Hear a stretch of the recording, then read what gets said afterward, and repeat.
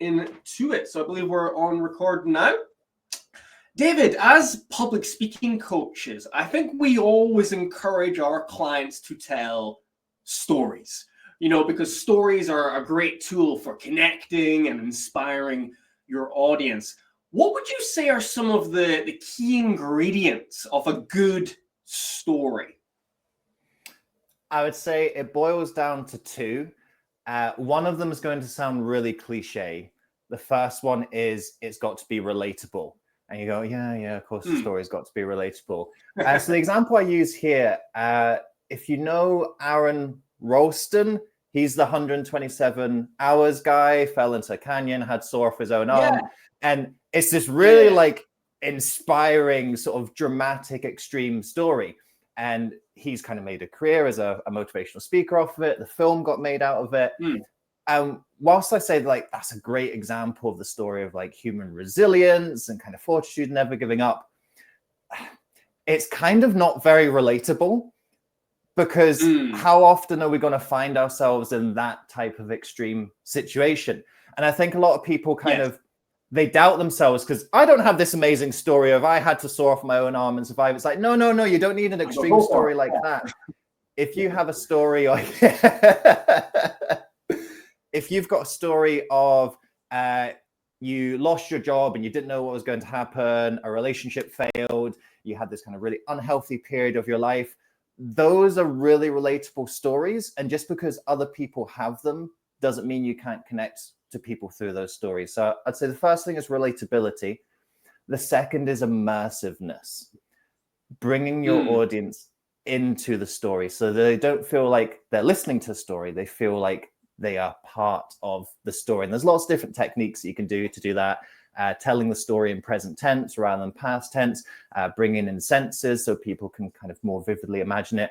I would say those are the two key things that turn a good story into a great story. Yeah, good points. And I'd like to go into both of them a bit more in depth, actually. Firstly, with the relatability piece, what I often try and encourage people to do here is create almost universal touch points. I probably need a better phrase for that, but what it essentially means is connecting your experiences to something that everyone in the room has perhaps experienced. So I'll give you an example. I was working with a client recently, and they were telling a story about their sort of journey. And at one point they said, when I was 15, I decided to join the Air Force because that's what my dad did. And I said to him, that's really good that you're bringing that up. But what would make it even more relatable is if you said, when I was 15, I decided to join the Air Force because I wanted to make my dad proud.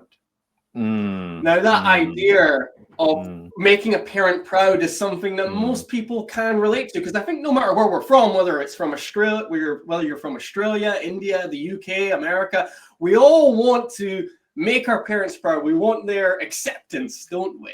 So just that little tweak of wording can actually allow you to connect with a lot more people, because now they're thinking, oh, I can relate to that feeling of wanting to make someone proud. So just little things like that can make a difference. And then on your second point in there about immersiveness, I like this, and I do agree. There's a difference between telling a story and living a story. But how do we do that in such a way so that it's not too much and it doesn't become acting in a drama show per se? You might be asking the wrong person for that. I get very involved when I'm telling a story. I think identify what are the key moments of your story. And on those key moments, go all in. Like, bring in the acting, bring in the vivid description, bring in the sounds, the bangs, the whizzes. Make those parts of the story really dramatic, intense, because they were the dramatic, intense parts of, for example, if you're telling a personal story, those are the moments that changed you and had that effect on you. And for the rest of the story, if you underline everything, you underline nothing. So for the rest of the story, you don't need to lean so much into acting things out, using the vivid language, going intense on the drama. And then you get that kind of emotional wave for the audience of they have the softer parts and they have the more intense parts. So don't try to tell the whole story like it's a Hollywood movie, because it will bombard the audience. Save that for those really key moments that you need to bring out the emotion. That's really good advice. Save it for the key moments there, because there is a trend, isn't there, in storytelling where audiences seem to be moving towards the idea of making things conversational. You know, they don't necessarily want it to be a bellowing speech anymore and stuff like this. They want people to speak, I guess, like normal human beings. And we've got to think about that very carefully as speakers, don't we, David? Because you and I both know a conversation is good, but not all conversations are exciting, and not everybody can make a presentation engaging with a conversational tone. So how do you think we can balance the idea of talking to the audience like they're one person, but also making it engaging at the same time, if that makes sense? Yeah, I use the analogy of the coffee shop conversation when I'm doing workshops or I'm working with a client, that when you sit down with a friend and have some coffee and you're talking about your week, if it's been a rubbish week or if you're talking about your really exciting weekend, you've got a holiday coming up, there's a lot of natural emotion and expressiveness that comes through. And we don't even think about it when we're talking about how rubbish the week was. It's like, oh, my boss is always on my case. They never think it's enough. And that kind of natural intensity will come through at the appropriate moments. Or, next week we're going to the Caribbean. I can't wait. I'm going to be sitting on the beach, having pina coladas all the time. You'll get that natural excitement and enthusiasm that comes through. So we have this natural tap of emotion that comes through all the time. And that will come through in our regular conversations. When your friend is sitting there having coffee and listening to how terrible your boss is or how excited you are for the holiday, they don't go, this conversation's a bit much. This doesn't feel conversational enough for me. I feel like this is a speech. It's like, no, they're there with you in the moment. They're in the emotion. So I would say that this scale of what is conversational is actually a lot larger than people think. It isn't just you speak at this tone and this is conversation and everything else is public speaking. It's like, no, actually there's a lot of a spectrum that can still be seen as conversational if it feels, and here's a loaded term, if it feels genuine and authentic and it doesn't feel like acting forced. No, that's very true. That is very true. There is definitely a larger room for movement in there, isn't there? It's not as bland as people think it is. Actually, if you do watch people in coffee shops, or even better, if you watch people in the pub after they've had a few drinks, you really see the animation, the emotion coming through, because it's brought down a barrier a little bit there, the alcohol. I'm not saying that everyone should drink if you want to. Don't go on stage drunk. Not the best of idea. But what we're trying to say is, I guess you don't want it to be like a formal conversation on stage. That's what we're saying essentially. You don't want it to be like an interview. You don't want it to be like when you're talking to your boss. You don't want it to be like when you're talking to your parents. You want it to be like when you're talking with your best friend and you're moaning about what the wife said, the husband said, you're moaning about what the boss is doing, or you're looking forward to that rave you're going to, or that holiday. That's the type of conversation, that exciting conversation, David. That's what we're going for, isn't it, ultimately? Yeah. I'm really glad you said that word, exciting, because we might talk about this later. People ask, how do I get over the nerves of public speaking? How do I stop feeling scared when I go onto stage? And you know the analogy of you turn the fear into excitement. Excitement feels the same in the body as fear. So if you're able to tap into that emotion of excitement when you're telling a story, when you are expressing yourself on stage, you're using all of the body chemistry that's already there, but you're channeling it in a different way. So that key word of excitement, I think, is a really important one for being more expressive on stage. Yeah, it fuels you. It fuels you ultimately, for sure. Now, you mentioned another important word, which I wanted to have a really in-depth discussion with you about here today. And there's a massive buzzword going around in the world of public speaking and really in life in general. Authenticity, right? Authenticity. And it's very interesting, this concept of authenticity. I think that we all know that we should be ourselves on stage. But I guess it's a little bit difficult when you get the advice, just be yourself, right? It sounds simple, but it's actually a very difficult thing to perfect on stage. So I think let's begin this discussion by firstly, how would you define authenticity, David? What are some of the signs that someone is being authentic and some of the signs that they're not being authentic? Yeah, I think in a stage contest, and to be honest, in real life as well, are you having fun? If you are having fun expressing yourself, the topic that you're talking about, that I think is a good sign you're being authentic. You mentioned that conversation in the pub earlier on. When you're sitting around and you're having fun and, there's that little bit of liquid lubrication that's gone on, you say what comes to you in the moment. You say what you feel in the moment. Now, sometimes that's not always a good thing. And this is where I think we need to temper authenticity a little bit. But in that moment, you're having fun expressing yourself. And that I always think is a really good sign. If you are standing on stage and you're having fun, you're doing something quirky in the way that you're presenting things, you're doing this really engaging interactive activity for the audience, if you're telling this story and you feel that you're getting this really good connection with the audience, they're laughing or they're nodding or they're writing notes, and you're going, wow, I'm having fun here. That's a good sign that you're being authentic. Not a totally true sign, because you can be in the bar and you could be having too many drinks and you could be playing this act that's also fun but not authentic. But that, I would say, is my best barometer that gets you in the range of, are you being authentic or not? And would you say then those who are not being authentic are not having fun, or they're trying too hard to be, so it feels too forceful? Is that some of the signs you would say of people who are not being authentic to themselves on stage? Yeah, so if you look at this concept called flow states, me and you studied psychology a long time ago, and flow state is where you're in this balance between challenge and skill. So you're doing something that's just challenging enough at the top of your skill. If it's too challenging, it's too hard. If it's not challenging enough, it's too easy. But when you're in that sweet spot, you get into this flow state, and athletes talk about being in the zone. Musicians talk about it as well. You hear it a lot about in those two domains. And I think if you are feeling that flow state, then you're at that level where you aren't trying too hard.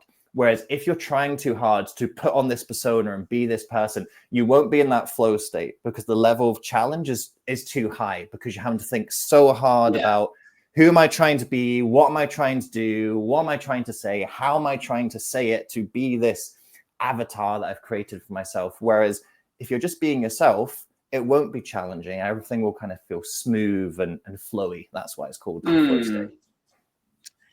Yeah. I find it a very challenging topic, authenticity, because firstly, that authenticity is often judged by those who are watching. And if you don't know a person, and this is the first time you've seen them on stage, how on earth can you know whether they're actually being authentic or not? I find that a really interesting judgment people make, because also there are many different versions of ourselves. We've touched on this a lot already. You've got the version of yourself in front of your parents. You've got the version of yourself at work. You've got your version of yourself when you're out with your friends. And like, for instance, I do a lot of work with property managers. Okay, so these guys, they go to a hall, and all the residents from, say, a flat go in there, and then they basically lob stones at them about why the lift's not been fixed, about why this has not been done, why is the grass 1 inch higher than it should be outside. They do all these complaints. They batter these individuals. And if you are someone who is authentically very soft-spoken, very gentle, you will get destroyed in that situation. So you actually have to be a little bit more assertive if you want to thrive in those moments. If someone's doing that, if they're actually being more assertive for an occasion, are they not being authentic? How would you judge that? Yeah, so I said earlier, I think there's two sides to this authenticity coin. At the weekend, Me being authentic is sitting in front of the TV, watching rugby and being super lazy. Like, that's me being authentic.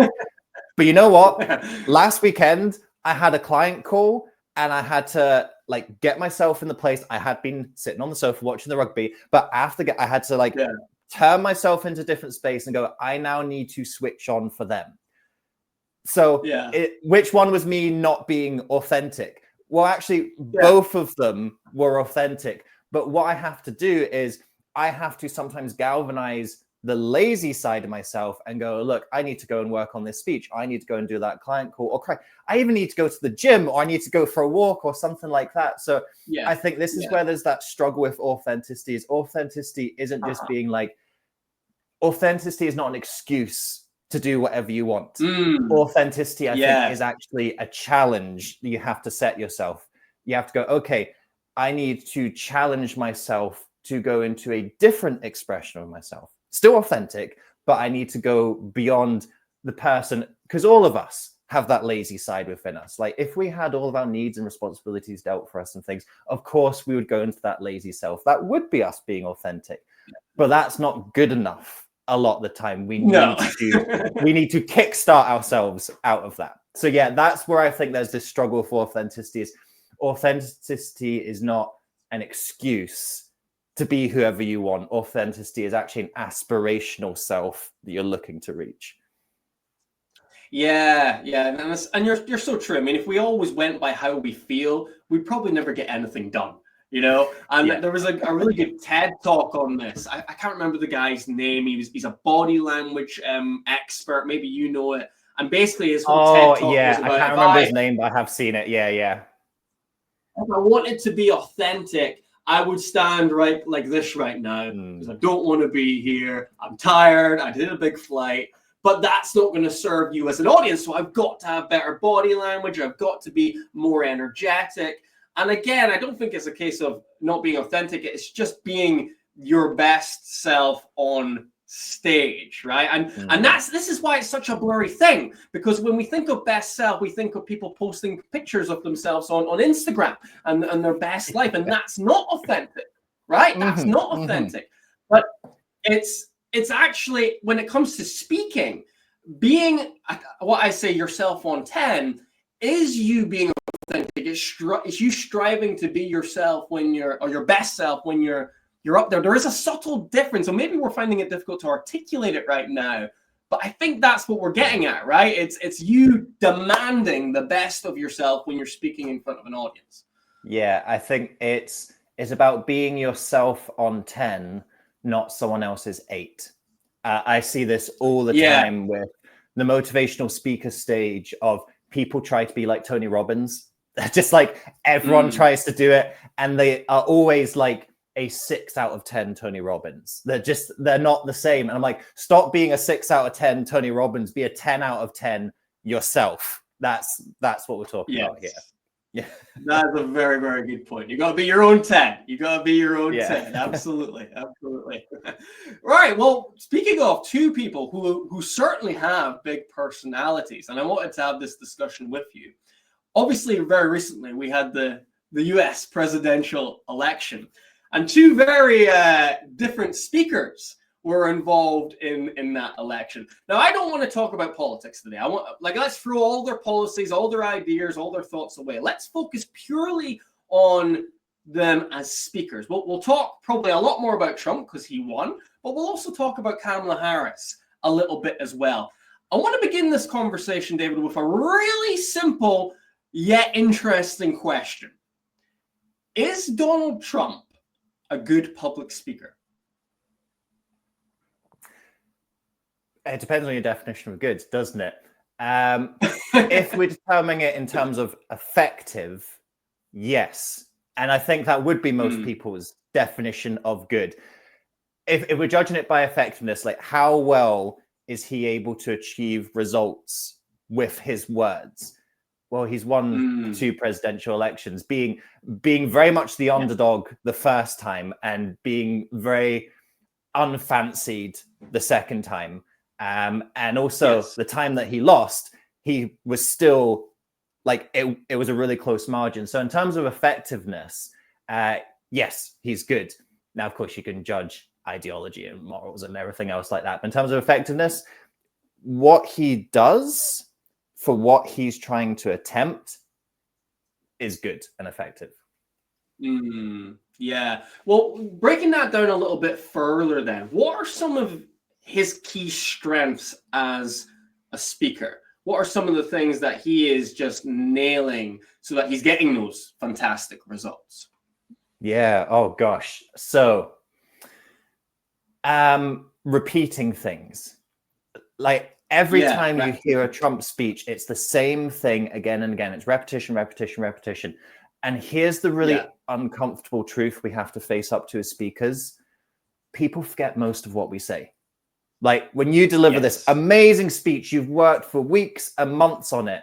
Most of the audience only remember 10 to 20% by the time you've finished. By the time it gets to the end of the day or the end of the week or the end of the month, it's like pittance of what they actually remember, which it sucks, but that's the way human memory works.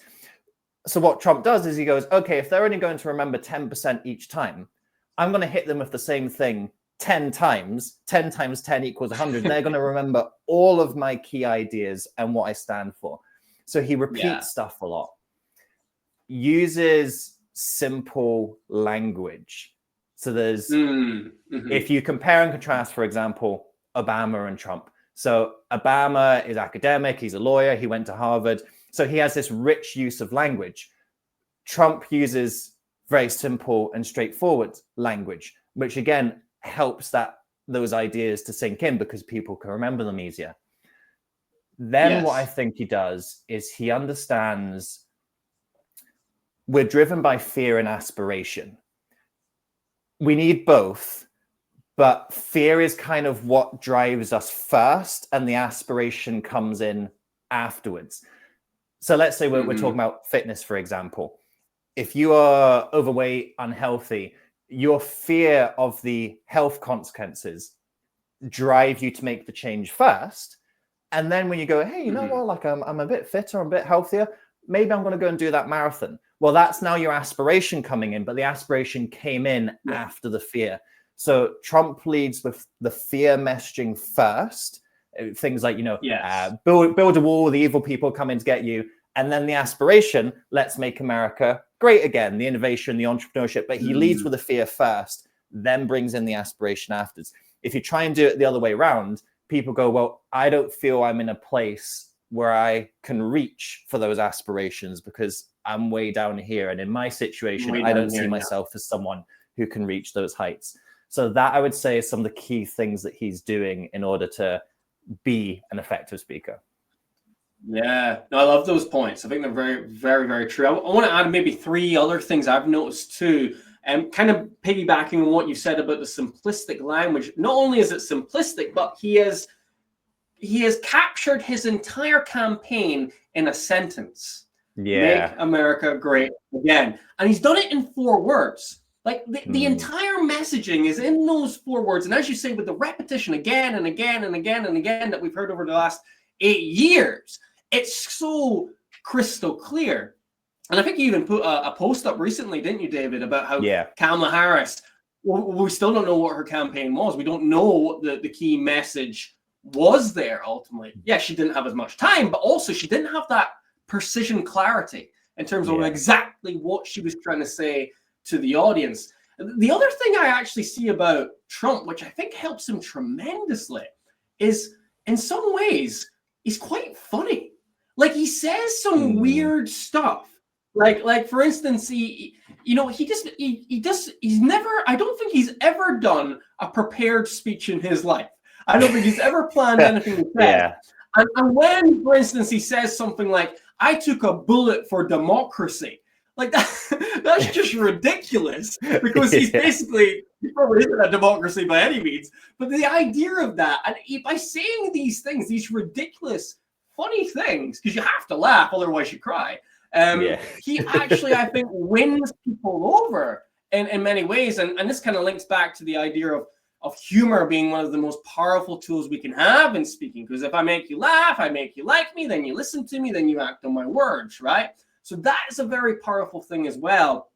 And then lastly, I kind of touched on it there. He is completely off the cuff. He is completely impromptu. When he stands up there, if you watch a Trump speech, right, he goes on for 10 minutes. And by after that 10 minutes, you're like, what was that about? I haven't learned anything. I haven't gained anything. Nothing has happened here. And that's because he's sort of free balling. And he uses that humor now and again, which I also think is a disadvantage because there's no structure. Therefore, I don't think he's utilizing his audience's time as well as he could. And that is a nice segue perhaps into Kamala Harris. I would say one of her key strengths is she is what we would see as a more traditional speaker in that sense. Like she's got that American politician style speech, which has those sort of buzz sentences, those killer lines where the crowd go crazy. And so she's very, and you can tell she's put the work in with the practice and the rehearsal. So it's interesting. We've got this extremely off the cuff conversational joker, and then we've got this more prepared, written presentation master, if you almost like. Because I remember the first time I saw Kamala Harris, and I thought to myself, "Wow, if she runs, she'll do well because she's a great speaker." But that's not quite transpired. What are your thoughts on Kamala Harris and her skill set as a speaker? Sure. So I think we can delve into there's the debate narrative in this election. And I thought it was really interesting looking at debate 1, Trump-Biden. And Trump knew exactly what buttons to push to make Biden look like an idiot. Like he did. The second debate, Harris knew exactly what buttons to push to rile Trump up. And I think this comes from her background as a litigator. So she's done all of the courtroom stuff of knowing, okay, how do you identify your opposite numbers' weak points, and how do you get them to talk themselves into their own mistakes? So I think that second debate was really interesting. And I think it was interesting. Trump was like, no more debates after that, because he knew he wasn't good. He knew against Biden, debates will make me look better. I want as many as possible. He knew against Harris, whoa, I'm going to lose every time I go up. Let's skirt around that and go for a different strategy. So I think she was really clinical in that. But even as I'm saying that, what's the one thing that people remember most from the Trump-Harris debate? They're eating the cats. They're eating the dogs. That little clip, it got parodied, it got used. And I think Trump has really understood the power of any publicity is good publicity. And he has used that for 10 years. So even though Harris, like by far, if you look at it from sort of not necessarily an objective point of view, but from a technical point of view, you look at that debate, she pushed all his buttons, she riled up his ego. People don't go to your rallies, people get tired, people leave, and that really like wound him up. But the one memorable thing that came out of that debate was still one of his lines. He knew how to chuck something in there that would be the most talked about thing. So even though that was a strength of Harris, Trump still managed to kind of like spin it around and create a micro win out of, like, he still didn't want to do the debates because they were still like a net negative for him, but he still managed to spin something out of it and do it. So I think Harris's strength was in that arena when there's a clear opponent. But when you're delivering a speech, there isn't a clear opponent. You're actually, you're not against an opponent. You're actually against friends. You're against the people who you're trying to win.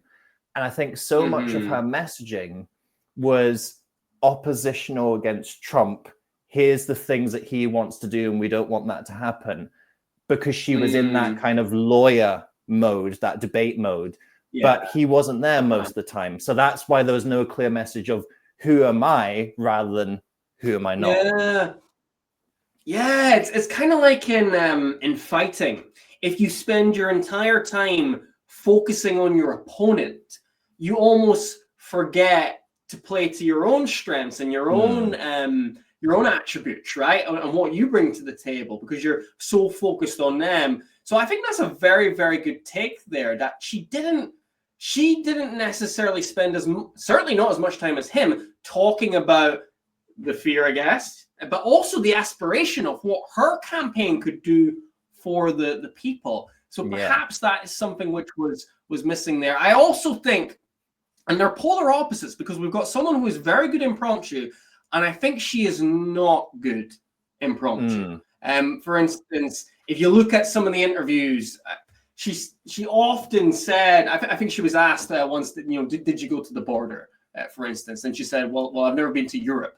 That doesn't necessarily help, that doesn't give the people confidence there. So I feel she was very strong when she had the script, when she could have time to practice, but those impromptu moments just weren't, she wasn't nailing it like Trump was. And Trump's an entertainer, as you said. He managed to, even though he lost the debate, that one line still entertained the people, made the people talk about him. And I think what we can learn from this is impromptu speaking. There is so much power in getting good at that. It is not good enough to just be a speaker who can make things work when you've got a script. You have to be able to go off the cuff. You have to be able to go and speak on a stage at any time, whether it be 3 o'clock in the morning and you've just got out of bed, or if you have had months and months to prepare something. You need to be sharp in all areas of the game. That's what I take from it anyway. Yeah. And the most famous speech of all time, I Have a Dream, was off the cuff. It wasn't totally it wasn't that Martin Luther King had never said those words before, but he hadn't planned to say that last bit of the speech, I Have a Dream. He had a bit that was very prepared and scripted, the first 11 minutes of the speech, which no one remembers. And he's got the last 6 minutes of the speech, which was unscripted, not unprepared, but unscripted. And that's the bit that everyone remembers. So you need both to be effective. Yeah. If you want to be well-rounded, you need both. You need both. And that's a nice segue, actually, into the last topic for today. You and I, we have been competing, it feels like decades. I think between us, we have experienced everything. We've won, we've lost, everything in between winning and losing, we've experienced in Toastmasters contests, whether it be in all 4 of them, table topics, evaluation, humorous speech, and international speech. So what I thought we could do today, David, is maybe give people some tips for each of the 4 contests. So I'll start with yourself for the table topics, then maybe bring it back to me and so forth. So let's begin with table topics. What would you say is maybe your big tip for people who want to have success in the table topics contest? Yeah, couple of things. I'll go simple to more advanced. The kind of simple overall strategy. When I hear the question, I choose between 2 answers. I tell a story or I share a belief. So let's say the question is something like, is it better to be rich or famous? There's a really cliched one. I would go, okay, let me tell a story about when I had 15 moments of fame, for example. Or let me share a belief about why I think being famous is one of the worst things that can happen to you. So I'd either go like story or belief. So that's my kind of overall strategy. Then the second thing that I try to do, I always try to be contrarian, and I always try and flip the question on its head. And so I'll give you an example. There was one contest where the question was, should you judge a book by its cover?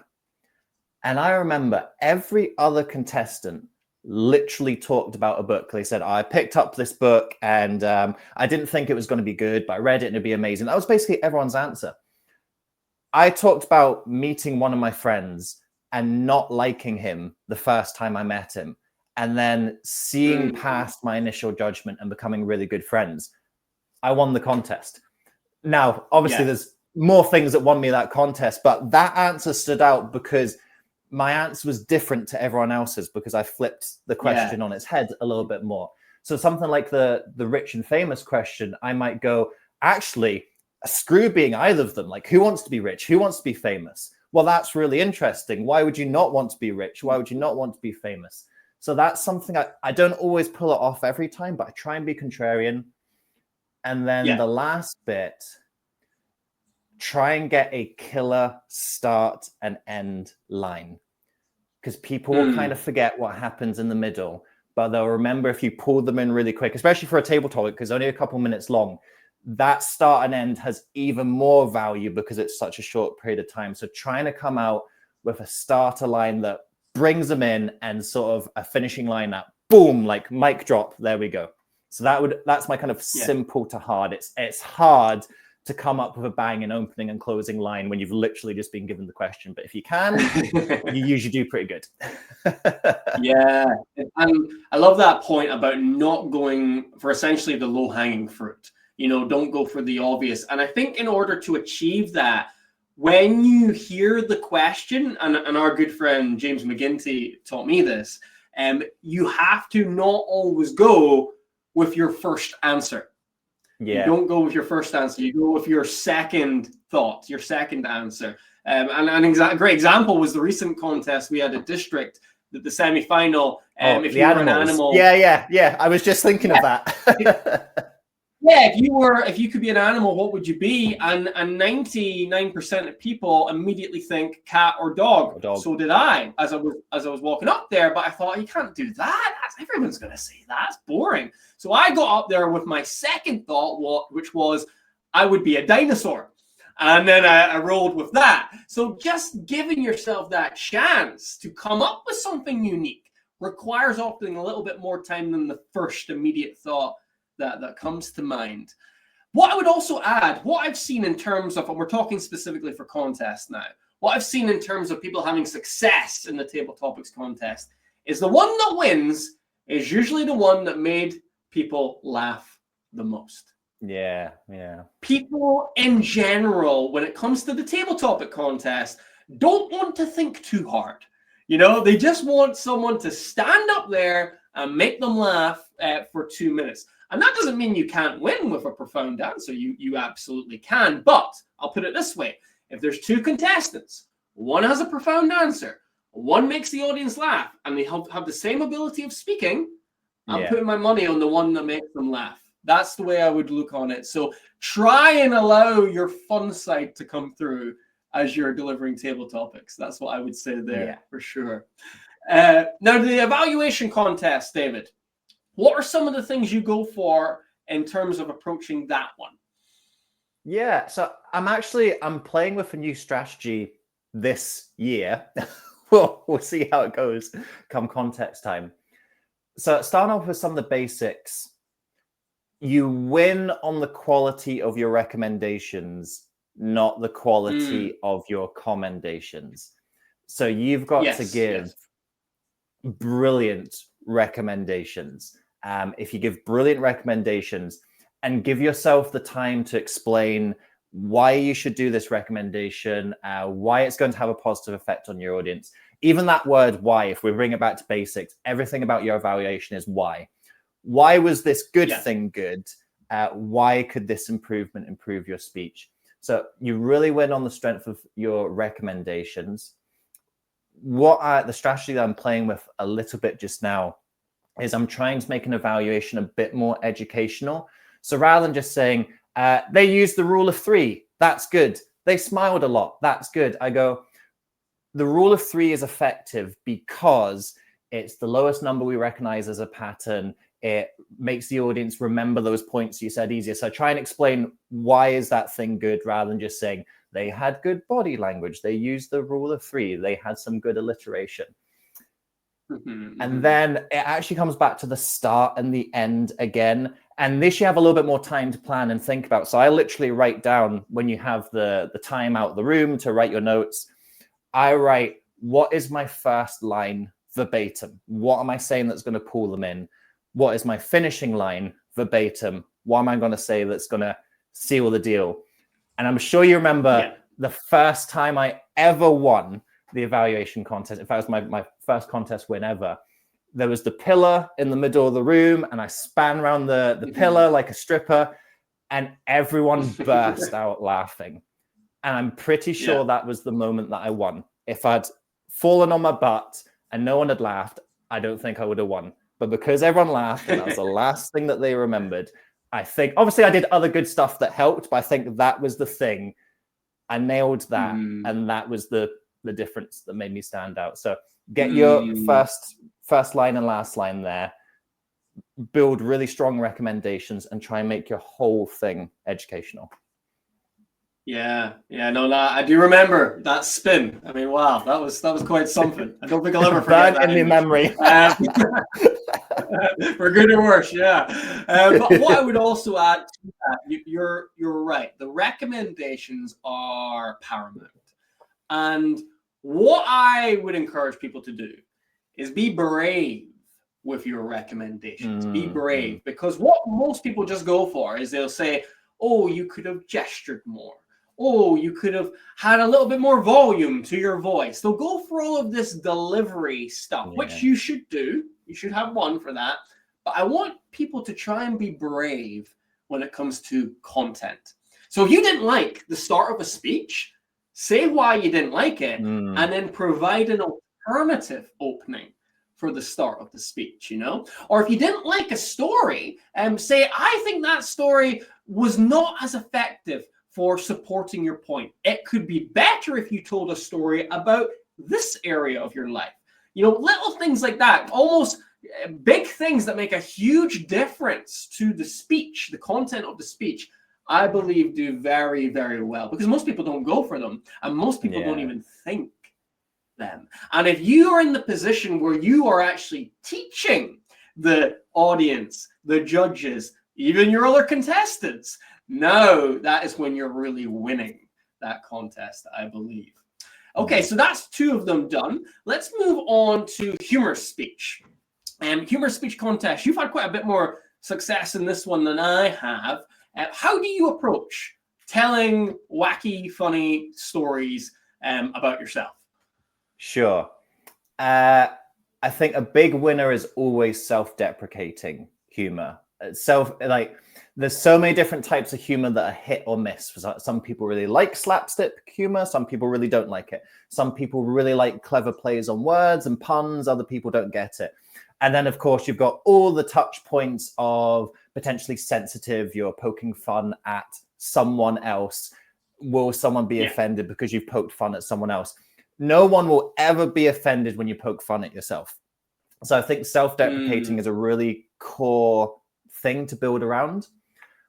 The second thing I would say is layering your humor. And when you look at the world of stand-up comedy, and you've actually done stand-up comedy, so I think you'll know this better than me, is a one-liner isn't that funny. What makes things funny is when you build up the humor over a series of anecdotes, lines. So if you look at a stand-up comedian, they'll tell a story in the beginning that will be kind of funny. They'll go further on in their set, tell another story, and something in that story links back to the first story, and you get a bigger laugh because there's this joining up between them. And then they'll do another callback later. And so the third story that they tell is so much funnier because they've told the first two stories that lead into it. So that's layering of humor. And then the third thing I would say is you don't have to tell the truth. Like, you don't have to tell the truth. You can embellish, you can outright make up stuff.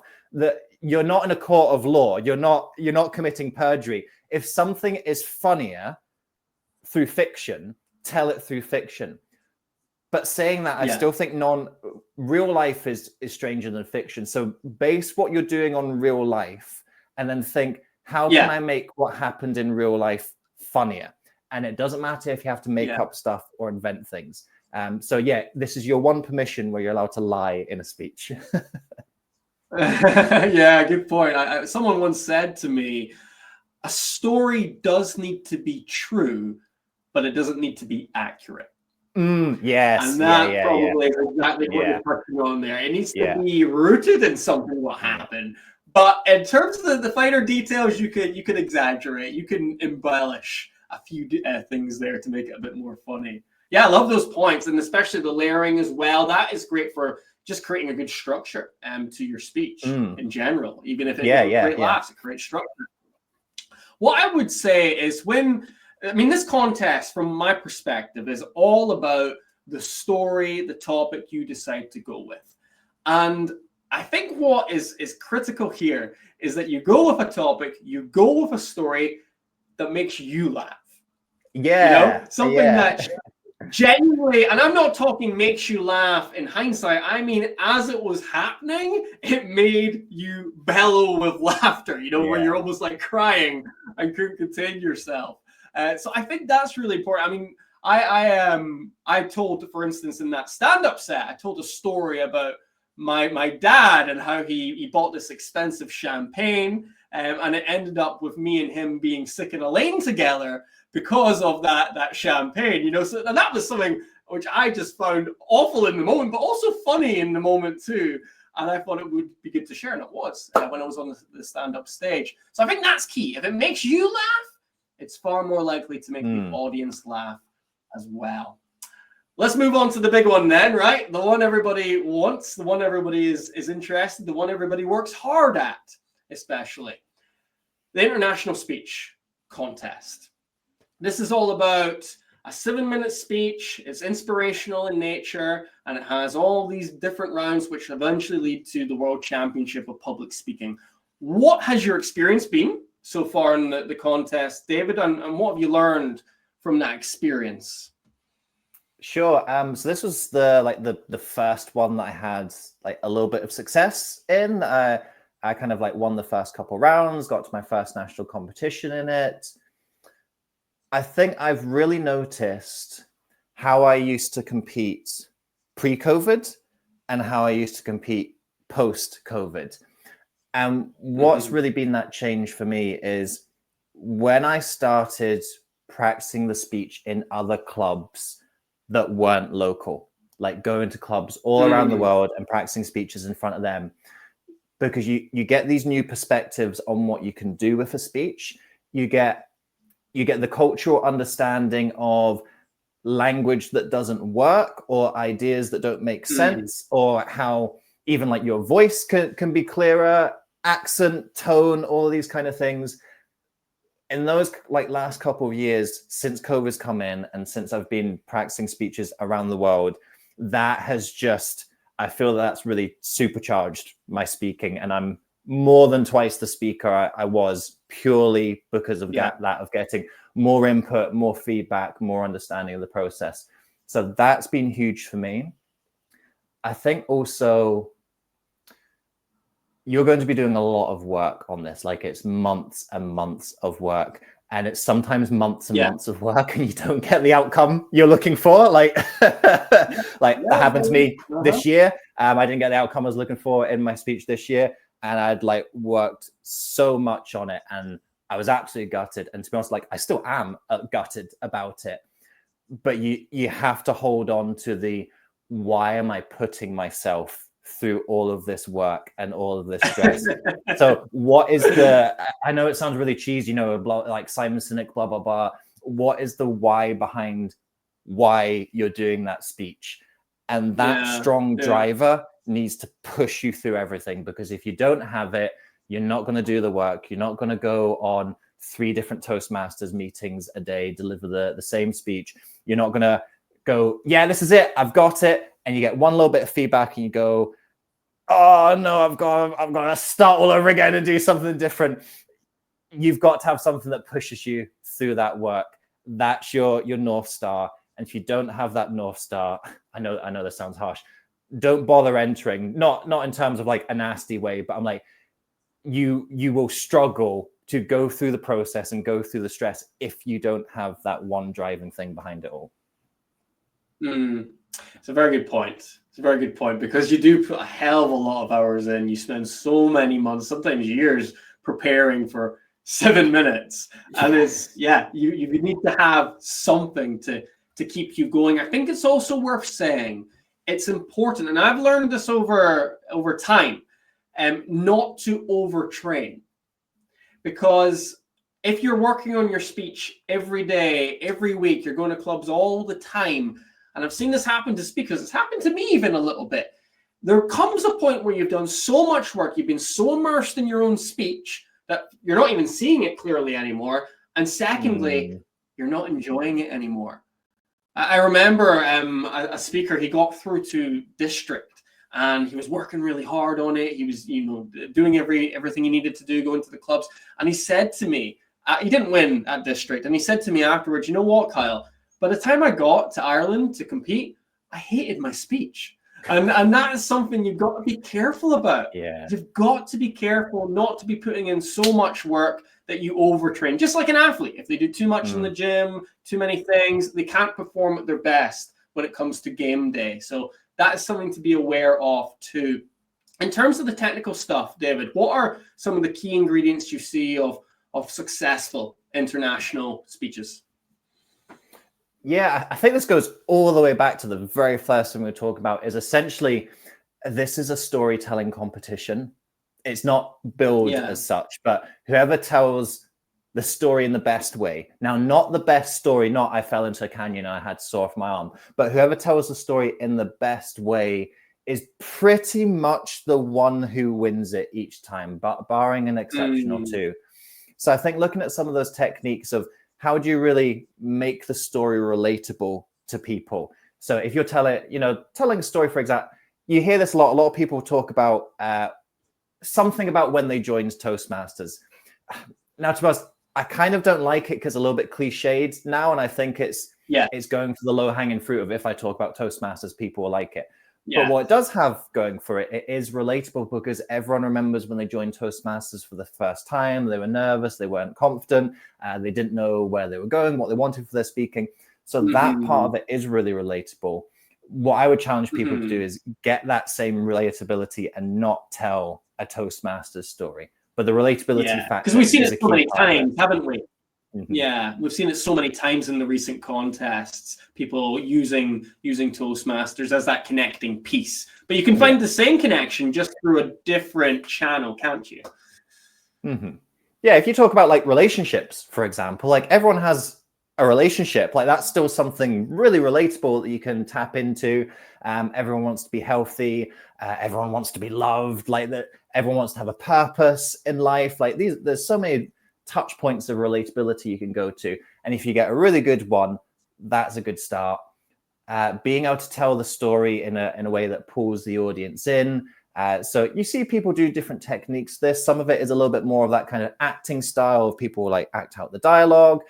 People very vividly describe the scenes. They'll describe the characters in great detail so you can really see them in the audience's mind.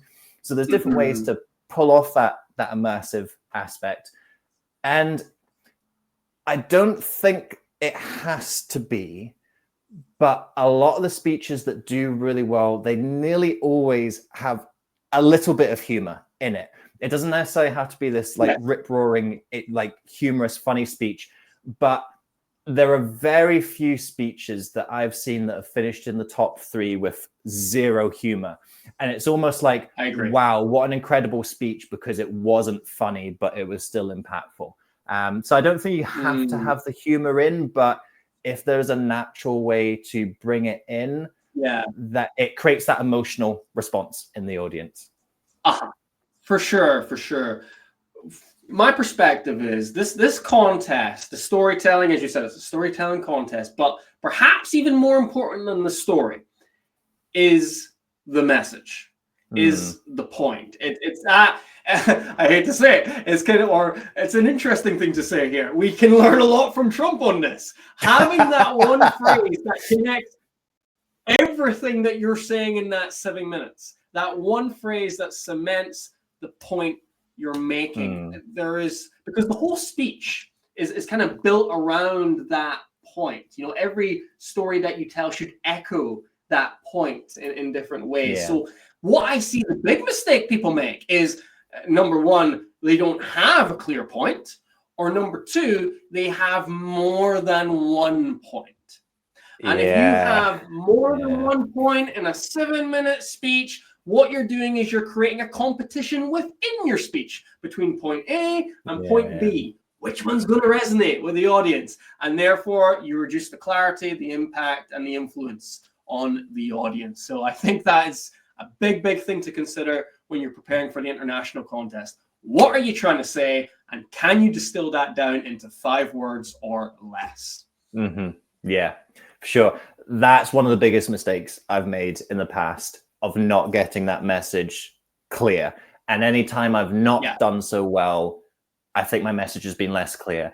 And anytime I've done better, I think my message has been more clear. Obviously, I'm doing other things that make it good, but that's a pretty strong correlation, at least. Yeah. There's a strong connection there. Well, listen, Dave, thanks so much. This has been amazing. We've been going for 54 minutes there, so I'll stop the recording.